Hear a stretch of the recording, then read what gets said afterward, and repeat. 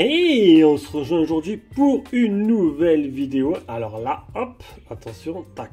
Voilà, c'est du direct à l'avance. Une nouvelle vidéo de test avec aujourd'hui le Vivo X90 Pro, un téléphone qui m'a été prêté par la marque. Alors, petite histoire, vous avez pu voir il y a quelques temps, c'était en décembre, le test du Vivo X90 Pro Plus. C'était le modèle chinois du modèle du smartphone que j'avais gardé pendant 2-3 mois en téléphone personnel, le temps de changer. Et donc du coup là il est sorti en Europe et cette année, chose n'est pas coutume, donc il y a eu 3 modèles comme d'habitude, Vivo X90 normal plat, X90 Pro ce modèle là et X90 Pro Plus, le Pro Plus qui est quand même le summum du haut de gamme et qui cette année n'arrivera pas en France. Là il n'arrivera pas en Europe, pourquoi? Tout simplement c'est une question de tarifaire. C'est un modèle qui coûte en Chine déjà très cher, il est à 1200-1150 euros. Alors imaginez en France, il aurait passé la frontière, il sera arrivé à combien? À peu près 1600-1700, ils ne pouvaient pas se permettre d'avoir un téléphone si cher. Du coup ils ont fait le choix de mettre leur milieu de gamme. Bon, le milieu de gamme c'est quand même du haut de gamme, mais on a des specs quand même qui sont en dessous du Pro Plus. Il y en a qui vont être déçus, et si vous voulez le Pro Plus, eh bien, achetez-le en Chine, sur Trading Shenzhen. Je vous ai fait le test, je vous ai d'aller voir directement sur la chaîne. Du coup, quand Vivo m'a demandé, je me suis dit, allez, pourquoi pas, vu que c'est pas vraiment le même modèle, pourquoi pas le retester. Alors, il partage quelques caractéristiques avec ce modèle, le modèle Plus, mais honnêtement, c'est un modèle à part, un modèle différent. Et donc, du coup, vu qu'il a presque tout de différent, à quelque chose près, je me suis dit, allez, c'est parti, on en fait le test, et je vous en fais maintenant le retour en vidéo. Donc on va commencer par les caractéristiques et le design. Donc 74,5 sur 164 sur 9,3 mm épaisseur pour un poids de 215 grammes. 90% ce que prend l'écran par rapport à la surface du téléphone.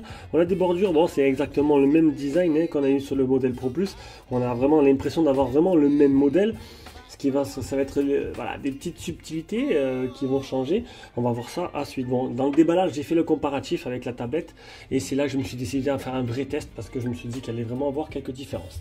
Un écran de 6,78 pouces de type AMOLED, définition 2800 x 1260. Un écran qui monte jusqu'à 120 Hz, donc vous avez 60, 120 ou mode rafraîchissement variable, ce qui est plutôt pas mal, qui permet d'économiser la batterie.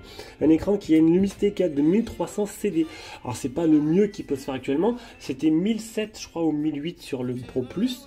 On a pour comparatif le 2500 sur le Oppo Find X6 Pro qui doit arriver normalement demain. Bon là demain pour vous c'est en 1006, donc ça va arriver le 7, je vais le chercher. Il est déjà arrivé aujourd'hui normalement le Pro Plus.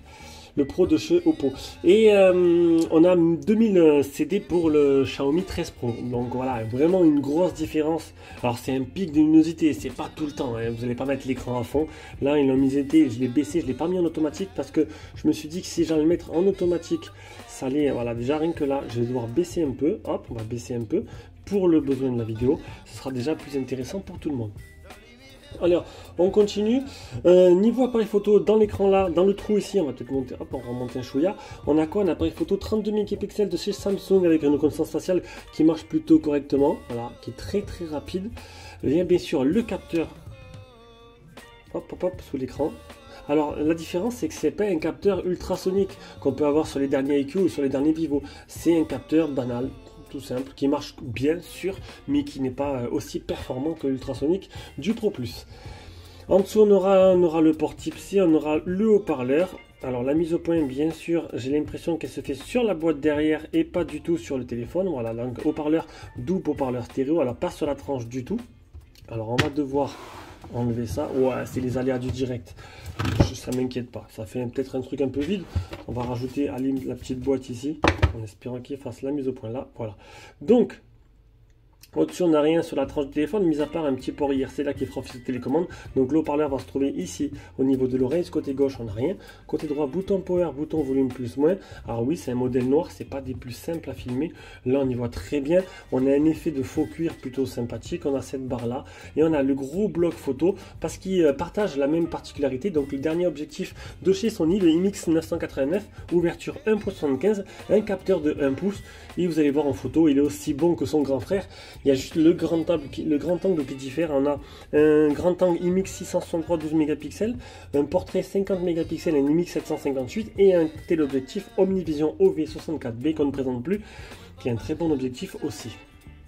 Le tout est animé par le Dimensity, le Mediatek 9200. Alors oui, c'est le plus Alors, je ne suis pas un pro des processeurs Mediatek, hein, je ne suis pas vraiment en actualité là-dessus, mais le Dimensity 9200 a des specs, vous allez voir, de très haute performance, qui sont équivalents aux générations 2 de chez Qualcomm, au niveau des specs, déjà sur AnTuTu. Et une seule version, parce que c'est bien sûr c'est une version globale du téléphone, c'est une version, donc une seule version 12256. Voilà, j'ai répété 10 fois la même phrase, mais c'est pas grave. Une batterie de 4870 mAh, recharge rapide 120 watts, recharge sans fil 50 watts. Recharge inversée, Bluetooth 5.3, IP68, donc pour aller vous baigner avec logiquement, bien sûr, je le répète à chaque fois, ne tentez pas le diable. Haut-parleur stéréo et niveau des bandes, bien sûr, Full 4G et 5G.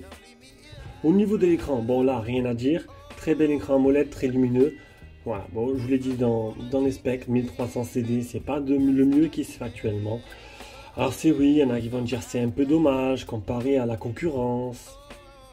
Écoutez, il a le même écran, à peu près niveau luminosité max que le Oppo Find X5. Donc après, c'était plutôt pas mal déjà quand c'est sorti, hein, c'est pas mal. Le X5 Pro, je parlais. C'est qu'il y avait aussi 1300 CD. Bon après, voilà. On peut chipoter un peu et on pourra dire ce qu'on veut, mais bon, l'écran il est déjà plutôt joli. Allez, on passe après la partie logicielle. On va déjà regarder l'état des capteurs. Je vous ai montré le capteur d'empreinte tout à l'heure. Alors, l'état des capteurs, accéléromètre, gyroscope, champ magnétique, boussole, lumière, capteur de proximité, capteur de lumière. Donc, c'est FunTouch OS. Alors, FunTouch OS, dans sa dernière version, hop, enfin, du moins une dernière version européenne. Donc, on est sur Android 13. Et donc, FunTouch OS, ça ressemble beaucoup à Google Stock. Voilà, on aime ou on n'aime pas, ça ressemble beaucoup à Google Stock, ou on peut dire un peu la ROM de OnePlus avant, quand c'était encore du OnePlus, mais bon, c'est plutôt fluide et tout. On a quelques options hein, de la ROM Vivo OS dedans, donc la Vivo OS en Chine, c'est Origin OS, que pour moi, je la trouve excellente, elle est plutôt agréable à utiliser, qui est bourrée d'options. Là, il y a pas mal de choses, c'est très bien optimisé, mais ça reste quand même un peu classique, ça se rapproche beaucoup du stock. De toute façon, je vais vous montrer de suite maintenant les caractéristiques, un peu les petites options de la ROM. Allez, on commence par le GPS test, très bien. 1 mètre de marge, 64 satellites physiques sur 83. Il est que 10 h du soir. J'ai passé une grosse journée et du coup je perds un peu mes mots. Voilà, je mouline un peu, je suis désolé. 1 253 815 pour l'AnTuTu, vous voyez, ce Dimensity 9200 n'a rien à envier aux générations 2 de chez Qualcomm. Test de chauffe 45 degrés, ben, il a dépassé les 45 en fait, donc du coup il s'est arrêté. Non, c'est un téléphone, comme tous les gros processeurs du moment, qui ont tendance à chauffer, c'est un peu normal. 10925 pour le PC Mark, il est bien certifié L1, vous aurez la HD des applications de streaming, c'est logique, il est vendu en France, c'est une version globale. Le Geekbench, le premier Geekbench, le deuxième Geekbench, le Safety Net, il est passé. On a le NFC, le OTG Android Auto, bien sûr, qui marche correctement. Le thème sombre, plutôt classique, aucune option, on peut même pas forcer des applications qui ne sont pas compatibles. Et pas d'option de teinte, de nuance, ça c'est un peu dommage. Couleur de l'écran standard pro lumineux ou couleur naturelle Zeiss. Résolution d'écran, on a ou du 2K ou du Full HD. Moi, le test a été fait en Full HD+, pour économiser la batterie. Donc, je vous l'ai dit tout à l'heure, la fréquence d'image 60, 120 ou basculement intelligent pour économiser la batterie, encore une fois. Là, on a quoi? Affichage de luminosité, donc barre d'état, économiseur d'écran, résolution d'écran, fréquence d'émission, options visuelles. Non, en fait, je sais pas pourquoi j'ai pris la capture de ça.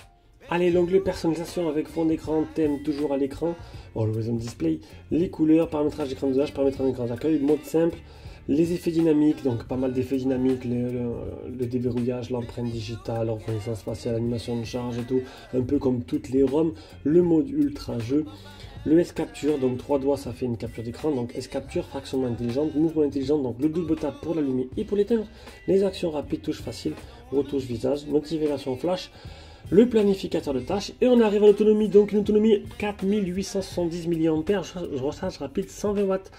C'est pas là, faut pas regarder, il faut regarder juste là parce qu'en fait il a pas marqué les chambres, j'ai pas réussi à le faire fonctionner pleinement en tâche de fond, pourtant j'avais tout bien paramétré.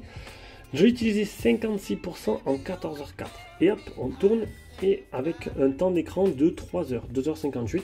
Il me restait 44%. Donc un téléphone qui devrait vous faire en priori les 2 jours. Bon, c'est plutôt pas mal. On passe à la partie photo. Donc partie photo. Et c'était le point fort du Pro Plus. J'avais trouvé fabuleux le Pro Plus en photo. Alors, mode sport, mode nuit, mode portrait, mode photo. Mode photo, tu vas pouvoir filmer. Alors ici, tu as les options. Tu as Zeiss. Alors Zeiss, tu l'actives, tu as les couleurs un peu plus fades. Hein. C'est d'origine, les couleurs d'origine, c'est un peu plus criard, un peu plus vivant. Et Zeiss, c'est un peu plus naturel. C'est ce que tu vois plus avec tes yeux. Alors, c'est moins joli, mais c'est plus naturel. C'est toi qui choisiras. HDR, le flash, le Google Lens, le macro. Et tu peux filmer jusqu'en... Alors, hop, en mode photo. C'est la fatigue. Non, mode photo, c'est... Tu peux mettre 1, 4 tiers, 16 neuvième et plein écran. Oh là là, décidément, il est temps d'aller me coucher. C'est un mode vidéo. Tu pourras filmer jusqu'en 8K. 8K, 24 FPS maximum. Voilà, ou du 4K, 60 si tu as envie. Et bien sûr, 1080p, 60. J'espère que vous m'excuserez. On dirait que c'est pas professionnel. Non, sache que toutes mes vidéos, c'est de l'improvisation totale. Je n'ai aucun script autour de moi. J'ai juste... ça, mes caractéristiques, c'est tout. Je n'ai aucun script, je connais le produit et en fait tout est inventé. C'est pour ça que des fois je perds un peu mes mots, ou je les cherche, c'est que tout est improvisé, comme un one-man show en fait.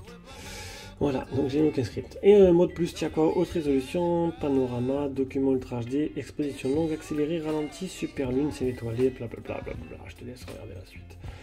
Voilà, parce que je commence à fatiguer un petit peu. Alors comme d'habitude, je mets toutes les photos dans un lien Google Drive en dessous dans la description de cette vidéo. Ça va te permettre de voir en plein écran, sur ta télé, ton écran, ton téléphone, ce que tu veux, les photos. Et voilà, et on revient direct après à faire un petit bilan avec l'appareil photo frontal.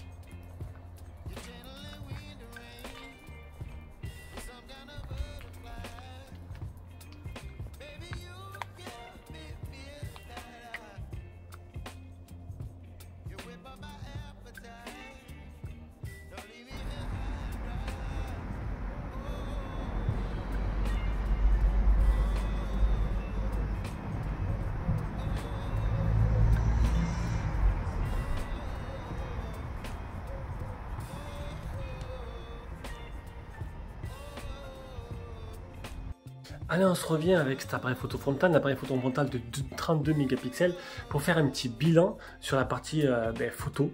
Franchement, honnêtement, c'est superbe. C'est exactement presque la même qualité que sur le modèle chinois du Pro Plus.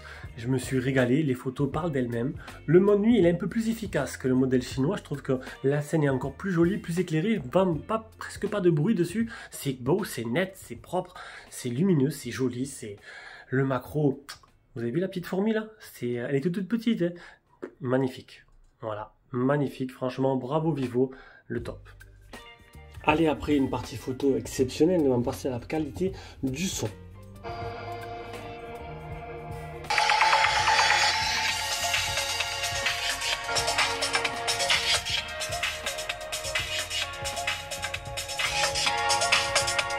Comme d'habitude, la partie sonore a été voilà, en bas, ok, en haut un peu moins. On voit bien la différence et bon, c'est un peu dommage. Bon, après, c'est toujours comme ça sur tous les téléphones. J'ai pas encore eu un téléphone où c'était vraiment équivalent en haut et en bas. Donc, si on fait un bilan de ce téléphone, on est sur un téléphone qui... Oh là, j'ai mis la bande, je vois plus rien. On est sur un téléphone qui garde le même design, qui est un peu moins spéqué que le modèle Pro Plus, qui est aussi bon sur la partie photo. Franchement, rien à dire, la partie photo, elle a été très travaillée. Pour moi, c'est le meilleur photophone pour l'instant que j'ai dans mes mains et j'ai testé presque tous les téléphones. J'attends impatiemment le dernier Oppo, mais honnêtement, il a fait très fort, autant que le modèle en décembre, le modèle Pro Plus. Et c'est pour ça qu'ils n'ont pas changé toujours la partie photo, mis à part le grand angle. Bon, voilà, vous aurez compris. Je préfère son pendant chinois pour la ROM, pour les quelques petits trucs qu'il a en plus. Chacun après, il verra de son envie du moment. Voilà, je pense que là il est tard, j'ai perdu mes mots et très bon test pour moi. Je suis content. Allez, bisous, ciao ciao.